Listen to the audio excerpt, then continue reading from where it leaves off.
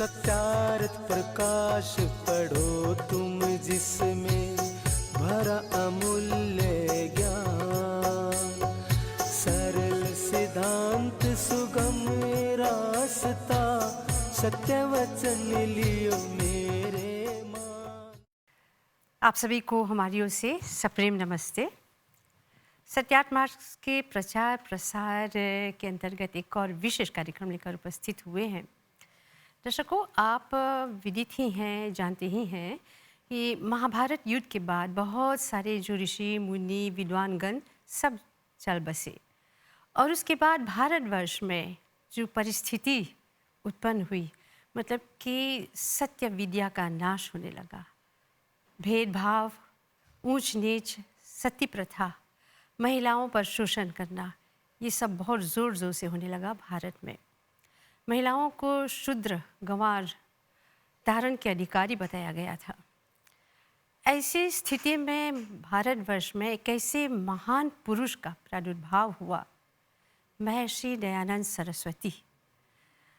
उन्होंने जब ये दशा दिखा भारत में, तब उन्होंने प्रचार प्रसार द्वारा भारतवर्ष को उन्होंने सुधारने लगा, समाज सुधार में अपना पूरा जीवन व्यतीत कर दिया।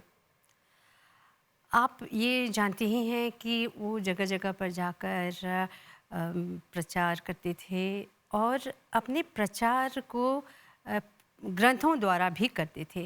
उन्होंने कई ग्रंथ लिखकर उन्होंने समाज सुधार पर बहुत जोर डाला और उनके कई ग्रंथों में सबसे उत्तम ग्रंथ है, कालजयी ग्रंथ है सत्यार्थ प्रकाश। आज हम इसी पुस्तक पर ही हम चर्चा करेंगे, क्योंकि पूरा जून महीना जो है सत्यार्थ प्रकाश मास पर ही हम चर्चा करते हैं। और आज प्रसन्नता की बात है कि हमारे साथ गहलोत राजपूत महासभा के पंडिता सुनीता बंदन श्याम जी हैं और आचार्य सतीश बिटुला शास्त्री जी हैं। आपको हमारी ओर से नमस्ते। नमस्ते और जी। प्रसन्नता की बात है कि आज के इस कार्यक्रम में आप उपस्थित हुए हैं। लेकिन हम विषय पर जाने से पहले सत्यार्थ प्रकाश के प्रथम जो मंत्र है वो उसका उच्चारण करेंगे, फिर हम आएंगे विषय पर। बहुत धन्यवाद। ओम शन्नो मित्रः शं वरुणः शन्नो भवत्वर्यमा शन्न इन्द्रो बृहस्पति शन्नो विष्णुरुक्रमः नमो ब्रह्मणे नमस्ते वायो त्वमेव प्रत्यक्षं ब्रह्मासि त्वामेव प्रत्यक्षं ब्रह्म वदिष्यामि ऋतं वदिष्यामि सत्यं वदिष्यामि तन्मामवतु तद्वक्तारमवतु अवतु मामवतु वक्तारम्। ॐ शान्ति शान्ति शान्ति। आचार्य जी, बहुत सुंदर मंत्र, धन्यवाद। जिसमें आचार्य जी परमात्मा से बोल रहे हैं कि सत्यार्थ प्रकाश जो वो ग्रंथ की रचना कर रहे हैं, इसमें वो बहुत अच्छी तरह से हो जाए ना। जी। हाँ, तो हम आज सत्यार्थ प्रकाश पर चर्चा कर रहे हैं। आचार्य जी, आप सत्यार्थ प्रकाश को कैसे बताएं, क्या वर्णन करेंगे? सबसे पहले सभी को बहुत बहुत धन्यवाद इस कार्यक्रम में भाग लेने के लिए, दर्शन करने के लिए। सत्यार्थ प्रकाश जो हम आरंभ करेंगे, सबसे पहले हम उसका सही अर्थ। जी। सत्यार्थ प्रकाश का अर्थ होता है सत्य और झूठ का प्रकाश। यह सत्यार्थ प्रकाश। सत्यार्थ प्रकाश की भूमिका में महाशय दर्शाते हैं इस प्रकार से सत्यार्थ प्रकाश का सही अर्थ। और सत्यार्थ प्रकाश जो विशेष बात उसमें यह है, महर्षि दयानंद जी कहे कि यत् तदग्रे विषमिव परिणामे मृतोपमम, अर्थात जो अच्छा काम होता है प्रारंभ में उसमें बहुत कठिनाई होती है, लेकिन उसका परिणाम बहुत उज्जवल होता है। जी। और यही जो है सत्यार्थ प्रकाश की विशेषता है। अभी भी अगर आप उसको पढ़ना चाहेंगे तो प्रारंभ में आपको कठिन लगेगा, परंतु इसका परिणाम आपका जीवन में बहुत प्रकाश लाएगा। जी जी। जी। और पंडिता सुनीता जी, सत्यार्थ प्रकाश आपके लिए क्या है, कैसे उसका आप वर्णन करें? सत्यार्थ प्रकाश हमारे जीवन में प्रेरणा स्रोत है और ख़ासकर इस जून के महीने में हमारे लिए सत्यार्थ प्रकाश को पढ़ना अनिवार्य है, क्योंकि स्वामी जी ने सत्यार्थ प्रकाश में लिखा है कि मेरे इस ग्रंथ को देख दिखला, मेरे श्रम को सफल करे। इसका यह मतलब होता है कि मेरे इस ग्रंथ सत्यार्थ प्रकाश को देख मतलब पढ़, फिर लिखा है कि दिखला मतलब पढ़ और पढ़ा, क्योंकि इस ग्रंथ में स्वामी जी के बहुत सारे श्रम है, बहुत मेहनत परिश्रम से उन्होंने बनाया है और उनके श्रम को हमें सफल करना है। अब किस प्रकार सफल करेंगे? तो हम जब यह ग्रंथ पढ़ेंगे तो खुद अपने लिए न रखकर चर्चा करेंगे, अन्यों को बतलाएंगे, अन्यों को समझाएंगे, अन्यों को पढ़ाएंगे, ताकि स्वामी जी का यह ग्रंथ सफल होवे। आप देखेंगे कि सत्यार्थ प्रकाश में स्वामी जी ने 3000 ग्रंथों को प्रमाण दिया है। अब सोचिए 3000 ग्रंथों का केवल प्रमाण है तो कितने ग्रंथ वे पढ़े होंगे, जिनमें से 3000 को उन्होंने हमारे सामने रखा है प्रमाणित। तो इस प्रकार, और वो भी 3.5 महीनों में। अब बात यह है कि वह ग्रंथ अनेक किश्तों में नहीं है, अन्य अन्य पुस्तकों में नहीं है, एक ही ग्रंथ में स्वामी जी ने हमारे लिए प्रस्तुत किए हैं। और आप कह रही हैं इतनी पुस्तकों से वो प्रमाणिक लेकर, वेद से सब लेकर ऐसी ग्रंथ की रचना की है जो कालजयी मान सकते हैं। और इसमें उन्होंने बताया कि जो सत्य है उसे सत्य ही माने, उसमें कथा या कहानी जोड़ कर नहीं, बल्कि प्रमाण के साथ उन्होंने जो कुछ लिखा है और आज तक उसमें किसी ने कोई सुधार नहीं किया और नहीं किसी ने कोई टिप्पणी की, क्रिटिसाइज किया।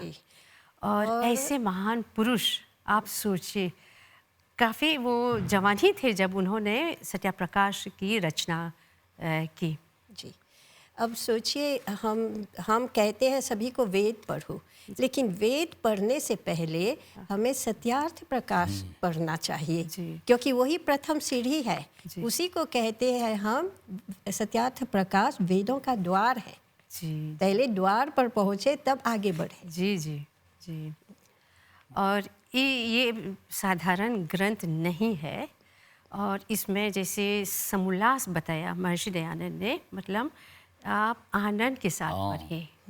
वैसे तो कई ग्रंथ जो है चैप्टर आदि है, लेकिन ये उल्लास एक साथ पढ़ें। और वाकई जब आप समोल्लास के साथ जब आनंद से उसको पढ़ेंगे, गहराई में जाएंगे, तब पता चलेगा कि ये जीवन का, इसमें सब कुछ है। जैसे कहते हैं साइंस ऑफ लाइफ, जीवन दर्पण है, जीवन दर्पण कह सकते हैं। तो आज आचार्य जी, आप प्रथम समोल्लास जो है, ईश्वर के अनेक 108 नाम जो है, लेकिन मुख्य ओम नाम है, इस पर थोड़ा आप चर्चा करेंगे। और पंडिता जी, आप पर बात करेंगे कि सत्याप्रकाश ग्रंथ के प्रकाशन के बाद जो परिणाम हुआ उस पर आप चर्चा करेंगे। अच्छा, बहुत बहुत धन्यवाद। बहुत उत्तम प्रश्न है ये आज की जो है परिप्रेक्ष्य में, विशेषकर हमारे युवा पीढ़ी के लिए। सबसे पहले भी आप बात कर रहे थे रत्ना जी, आपने कहा कि स्वामी जी ये जो हैं जवान थे। प्राय से हम देखते हैं, हम अपनी जो है आम जीवन में जब लोग किसी की अवस्था निकल जाती हैं, अर्थात इतने वर्ष के हो जाते हैं, अब मुझसे क्या होगा, लेकिन ऐसा नहीं। महर्षि दयानंद जी 50 वर्ष के थे। अच्छा। 1874 में सत्याप्रकाश की जो है रचना हुई। उस वर्ष 1874 में महर्षि दयानंद जी की अवस्था 50 वर्ष। उनका जन्म 1824। तो 1824 50 से उसको हम जोड़ेंगे तो 1874 होता है। तो 50 वर्ष की अवस्था में देखिए उन्होंने क्या कितना बड़ा काम कर दिया। कर आज जो है मेरा ऐसा विचार है कि अभी जो है हमारे जो युवा पीढ़ी लोग ठीक से पढ़ेंगे, जो मैं भी चर्चा करने जा रहा हूँ ओम के विषय प्रथम समोल्लास, तो इसका अच्छा परिणाम 2050 में निकलेगा। ये ध्यान दें, 50 का मैं संख्या में इस पर बढ़ दे रहा हूँ।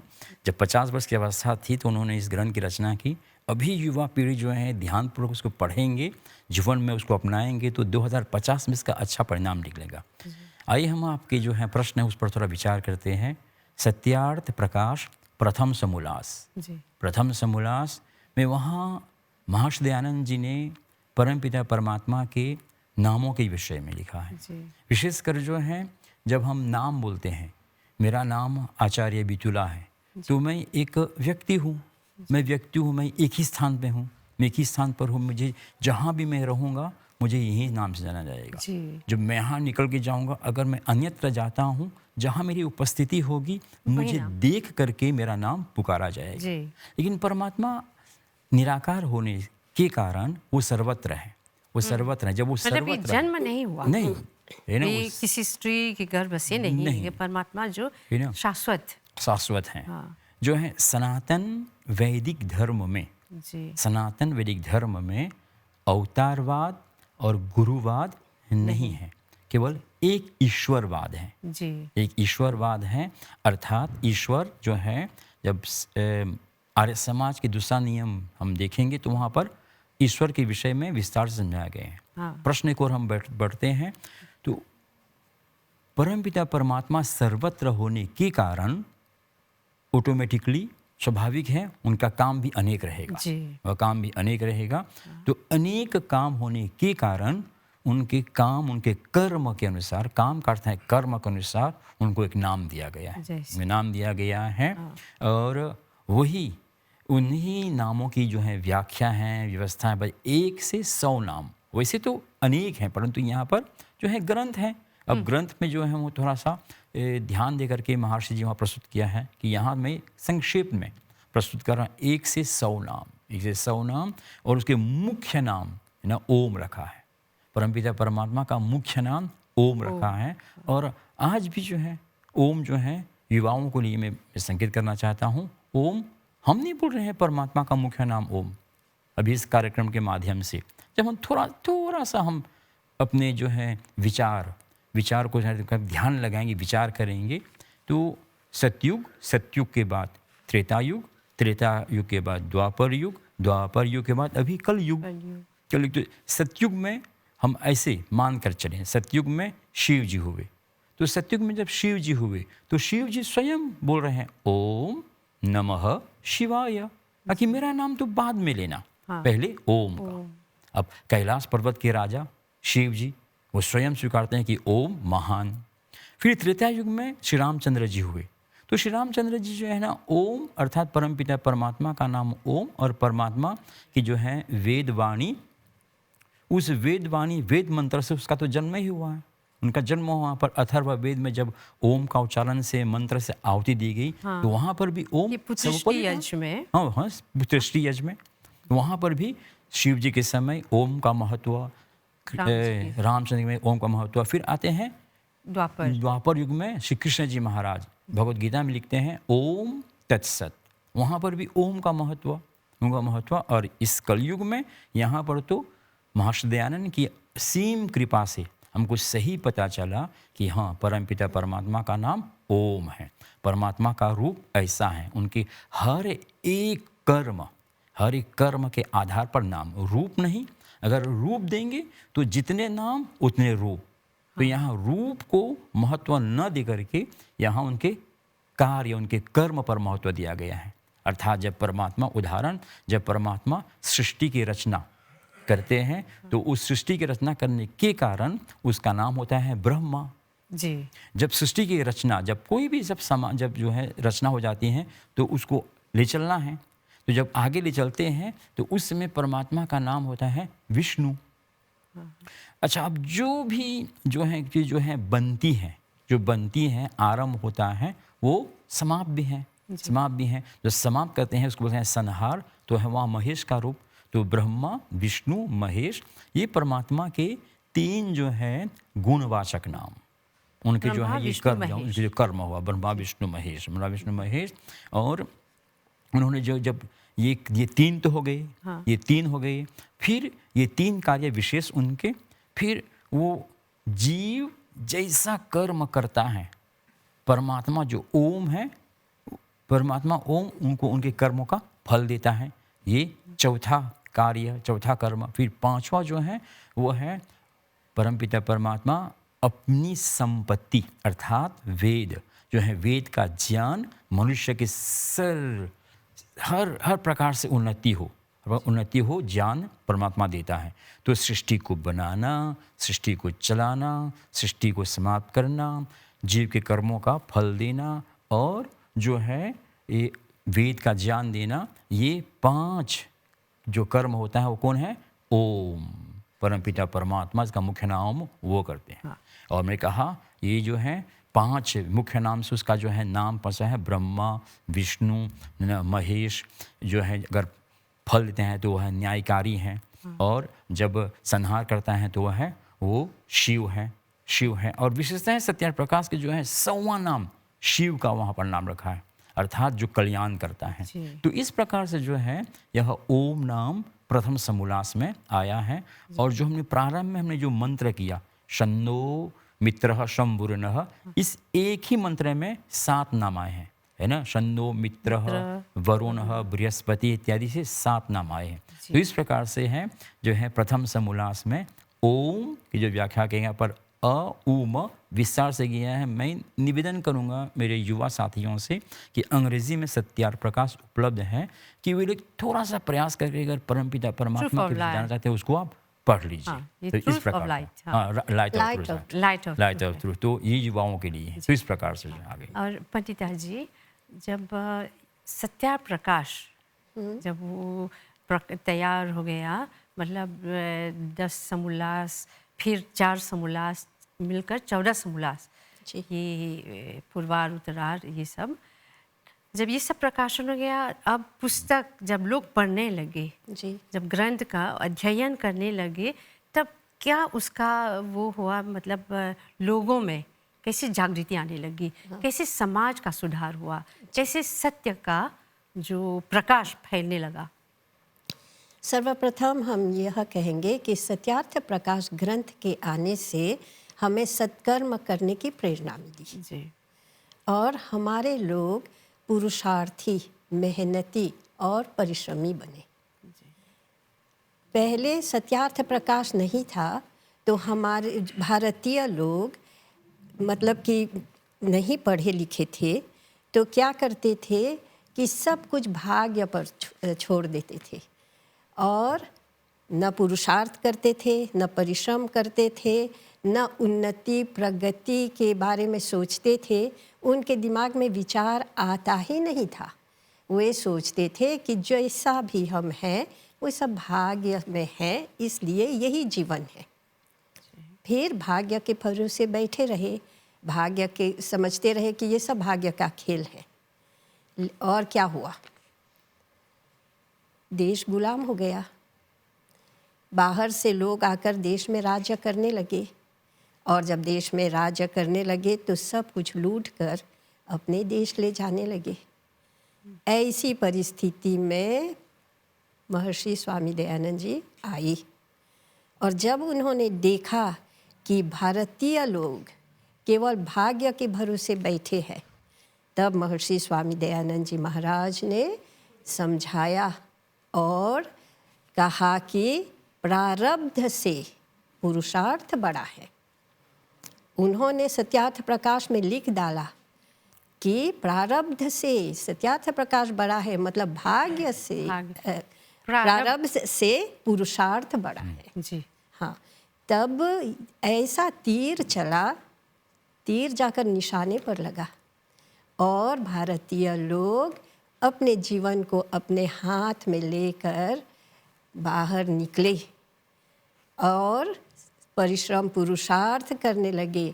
देश जो गुलाम था उस देश के लिए आगे बढ़े, गुलामी के बेड़ियों को काटने के लिए आगे बढ़े। अगर यह शब्द सत्यार्थ प्रकाश में नहीं आता कि प्रारब्ध से पुरुषार्थ बड़ा है, तो हमारे लोग भाग्य के भरोसे ही बैठे रहते। तो ये उपलब्धि हमें सत्यार्थ प्रकाश को पढ़ने के बाद जी मिली। फिर सत्यार्थ प्रकाश में महर्षि ने विस्तार से कर्म फल के बारे में बतलाया कि जो कर्म हम करेंगे उसका फल हमें इस जन्म में तो मिलेगा या आने वाले जन्मों में हमें मिलेगा, क्योंकि जो हम बोएंगे वही तो काटेंगे। जी इस प्रकार पहले जब सत्यार्थ प्रकाश नहीं पढ़े थे, नहीं जानते थे सत्यार्थ प्रकाश में क्या है, तो हम पाप कर देते थे। फिर हमें बतलाया गया था कि पाप हो गया कोई बात नहीं, गंगा में नहा लो, पाप धुल जाएगा। पाप हो गया कोई बात नहीं, दान पुण्य कर दो, पाप समाप्त हो जाएगा। पाप हो गया कोई बात नहीं, वो क्या बोलते हैं, व्रत धारण कर लो, पाप कट जाएगा। इस प्रकार हम पाप कर्म करने में स्वतंत्र हो गए और क्या किए, पाप करते बढ़ाते गए अपने पाप कर्मों को। हाँ। तब जब सत्यार्थ प्रकाश आया तो अब हमें पता चला कि जो हम करेंगे अगर इस जन्म में नहीं पाएंगे तो बेशक अगले जन्मों में हम उस पाप का फल अवश्य पाएंगे। न वो जल में नहाने से, गंगा में नहाने से समाप्त होगा, न दान पुण्य करने से, न व्रत धारण करने से। जो जैसा करेगा उसका फल वही पाएगा। जी बहुत बहुत सुंदर। और आचार्य जी, अभी जब हम चर्चा कर रहे थे परमात्मा के अनेक नाम जो है, और प्रथम समोल्लास में इसी एकदम परमात्मा के नामों पर ही वर्णन है। जी हाँ, थोड़ा सा आप और इस पर आप बात करें। मैं इस और बात करूंगा तो सबसे पहले ये करना चाहूँगा मैं, ये संसार में प्रथम ग्रंथ हिंदी में प्रकाशित हुआ। प्रथम ग्रंथ हिंदी में प्रकाशित हुआ। महाभारत युद्ध के पश्चात एक भी ग्रंथ हिंदी में नहीं प्रकाशित हुआ। अगर हम कहेंगे रामचरितमानस तो वह अवधी बोली में, ध्यान रखना, हाँ। बोली और भाषा में धरती और आसमान का अंतर होता है। जी न बोली में व्याकरण नहीं होता, जी वो तो डायलैक्ट है। हाँ। जो भाषा है, भाषा में व्याकरण होता है। तो व्याकरण के अनुसार जो हिंदी भाषा है, उस हिंदी भाषा में प्रथम ग्रंथ यह सत्यार्थ प्रकाश हमको मिला। अच्छा। अब जो वहाँ पर परमपिता परमात्मा के जो नाम की व्याख्या की गई है, वहाँ पर हमारा दुर्भाग्य कह लो कि आज हम हिंदी पढ़ते नहीं, और जब पढ़ेंगे नहीं तो हम हिंदी जानेंगे नहीं, तो उसको हम समझ नहीं पाएंगे कहते उसके गुण। ये कारण है कि परमात्मा के नाम जो दिया गया 100 नाम, उसकी केवल वहाँ पर सत्यार्थ प्रकाश में उसके अनुसार न लेकर के हम क्या कर रहे हैं, हम जो है मनमानी से उसका एक रूप दे देते हैं। तो सत्यार्थ प्रकाश के जो है अनेक नाम गिनाए गए हैं वहाँ पर, उस नाम को बहुत विस्तार से हमें पढ़ना है। और महर्षि दयानंद वो तो लिख दिए, परंतु जानना चाहिए कि जैसे कि भी पंडिता जी ने कहा, परिश्रम, उन्होंने बहुत परिश्रम, अथक परिश्रम, इतने ग्रंथ लिखे। सरल नहीं था कि जो है परमपिता परमात्मा इतने महान, अब उनको समझना, ग्रंथ को समझना, परमपिता परमात्मा को समझना, और जो है उसको एकदम सरलता से समरी करके उसको जो है ना इतने नाम में उतारना, ये बहुत बड़ा काम है, बहुत बड़ा काम है। और जिन लोगों ने उसको सहयोग दिया वो तो और सराहनीय है। आप बोल रहे हो उसके नाम की व्याख्या, जो लोगों ने इस कार्य को संपन्न करने में सहयोग दिया, मेरी दृष्टि में वो सराहनीय है। मैं बार बार बोलता रहता हूँ, परमपिता परमात्मा की जो हमने जो पहचान कर पा रहे उनके नामों से एक समय ऐसा था हमें पता नहीं था परमात्मा सही क्या है, क्या है परमात्मा, कैसा है परमात्मा, हम पता नहीं था। अच्छा, एक बिल्ली को जो है ना, एक बिल्ली के सामने एक नकली चूहा बना कर रख दो, वो बिल्ली को पता है ये तो नकली है, उसमें वो नहीं छलकती हो। लेकिन एक समय ऐसा था, हमारे हाथ जोड़ने वाले, उनको पता नहीं है कि परमात्मा कैसा है। कभी परमात्मा को यहाँ, कभी परमात्मा को वहाँ, इधर उधर परमात्मा को ढूंढते। तो महर्षि दयानंद ने सब परिस्थिति देख करके उन्होंने कहा कि देखो परमात्मा के ये कारण से इतने नाम हैं, इस नाम को पढ़ो। जी। इस नाम को पढ़ो। तो मैं ऐसा समझता हूँ, मैं बहुत गंभीरतापूर्वक प्रथम समोल्लास को पढ़ना है, तब हम सही जानेंगे परमात्मा का सही। और मैं यहाँ जोड़ना चाहूँगा कि मैंने कहा जितने लोग सहयोग दिए, उनमें से जो है, जो जहाँ पर महर्षि दयानंद जी प्रथम बार 1874 में ये प्रस्तुत किया, फिर पुनः 8 वर्ष पश्चात 1882 में, 1882 में ये भाद्र मास उनकी मृत्यु होगी 83 में। 83 में तो 1 वर्ष पूर्व उन्होंने संशोधन किया। संशोधन का अर्थ है पुनः हिंदी भाषा को लेकर के उन्होंने ठीक किया। तो कहाँ पर तो ठीक किया, वो कहाँ पर ठीक किया? कहा जाता है महाराणा प्रताप जी के उदयपुर में।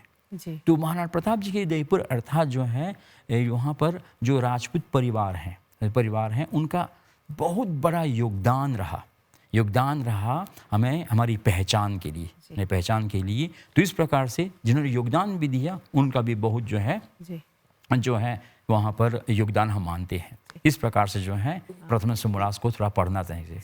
और पंडिता जी, सत्याप्रकाश के बारे में और क्या आप बताएंगे? हाँ, तब मैंने कहा ना, सत्यार्थ प्रकाश के आने से पहले हमारे लोग, भारतीय लोग किस दशा में थे?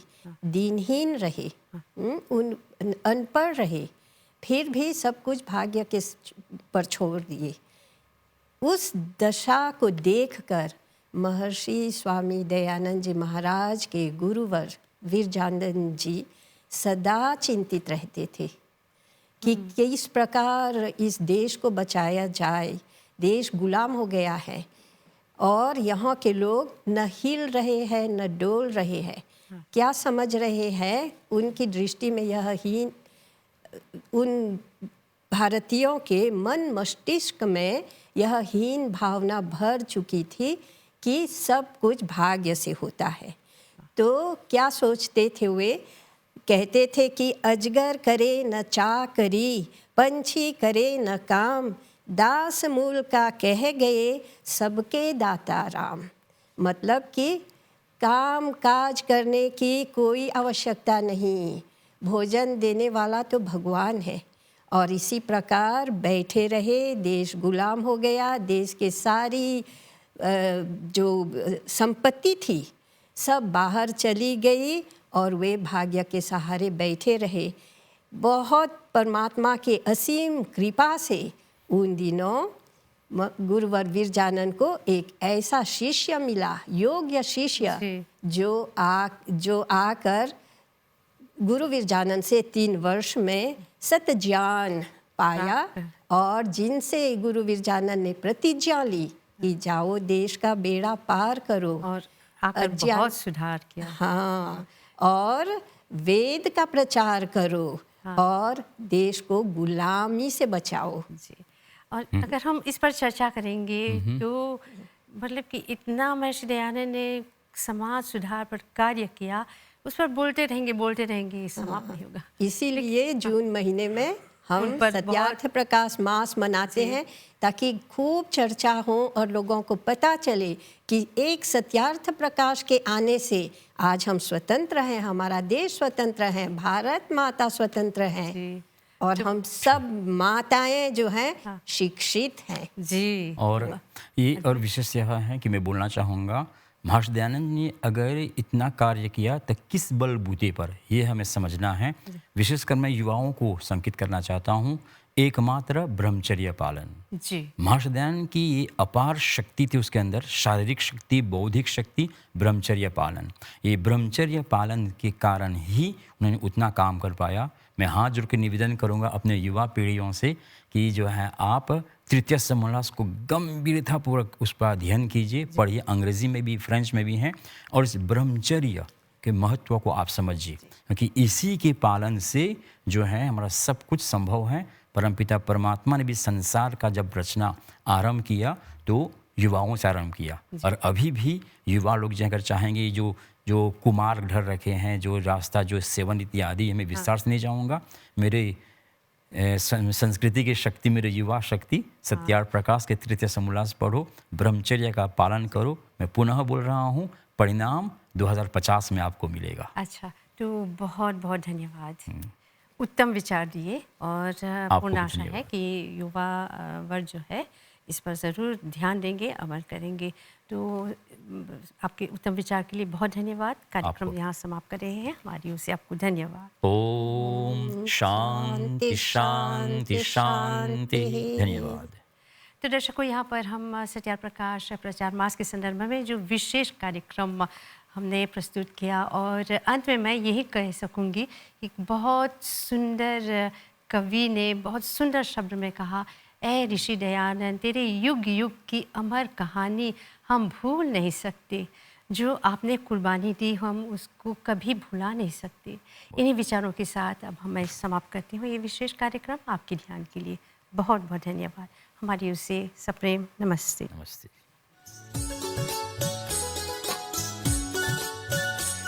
सत्यार्थ प्रकाश पढ़ो तुम जिसमें भरा अमूल्य ज्ञान, सरल सिद्धांत सुगम रास्ता, सत्य वचन लियो में